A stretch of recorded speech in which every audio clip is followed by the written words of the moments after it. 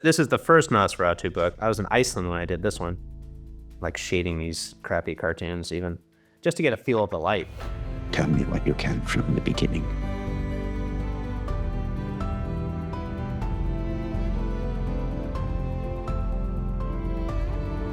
I've known Rob for 17 years. We have issues with being perfectionists, so that was very comforting because usually when you're a little bit of a perfectionist and nothing's really good enough, to find someone else who wasn't going to roll until it was right really was lovely. I don't remember when he first brought up Nosferatu. He sent me a script, I think in 2015. This movie is not expressionist. This is a romantic movie. You know, it's not a 1922 view of 1838. It's an 1838 view of 1838. I think if anyone saw any art, it would have been in paintings, not photographs. So what was the style of painting at the time? Hands down, Romanticism. Having come from Northman, we're really trying to push ourselves with the blocking, so that was brought to Nosferatu, but in a chamber scene now instead of an exterior with more action. I think Rob just likes classical composition anyway, so we're always kind of putting things out in a very simple, symmetrical way. You really push the symmetry, you can get oppressive, which isn't right for everything, but I think in a horror movie, you can lean into that and make it work. They're all out of order because it's just as things come to me. Oh yeah, here we go.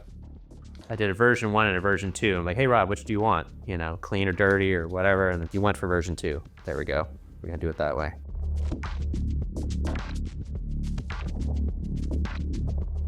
Panavision's sort of a given for me. There's just like a bespoke element that I'm not really gonna get anywhere else. Because the way Rob and I work, and we're talking about ideas early on, I can bring up lens questions to Dan as soon as I know about any potential movie that's gonna be made. I knew the first time around that, you know, we need high-speed lenses for the candlelight, because I want to use real candles again. I know I needed the fastest lens he can provide for a reflex camera. I know that I wanted to explore lens designs that I hadn't used. I wanted new textures. I want to kind of push what I know and do something different every film. I just proposed some classical lens designs to him. He made a Heliar and a Daguerre, which are just lenses that aren't even made for movies, and we tested them and I learned a lot about them. I really like the lenses from the Lighthouse, and when I shot the Lighthouse, I was like, these probably look really good in color. So I tested them in color, and that was sort of our baseline. Learning what ingredients you like in a lens and others that you don't. I light through windows a lot. It's gonna bloom. I know that's gonna happen, but at what overexposure value is it gonna be too much for me personally? Yeah, you gotta just run the gauntlet. You gotta do your homework. The vampire. Nosferatu. I know that we're interested in formalism, and even though the setups can get pretty complicated, it's in the service of simplicity to the viewer. You may have this ridiculous, stupid rig where it's an interior, but you're on a crane, and you gotta stick it through the wall, and then you gotta have your lights change, and just so you can do a 270 shot, which could be very indulgent, but my hope is that to the audience, it's just a simple presentation, but also keeping Rob's formal taste intact. And at the same time, it's naturalistic as far as the lighting and hopefully in the performances.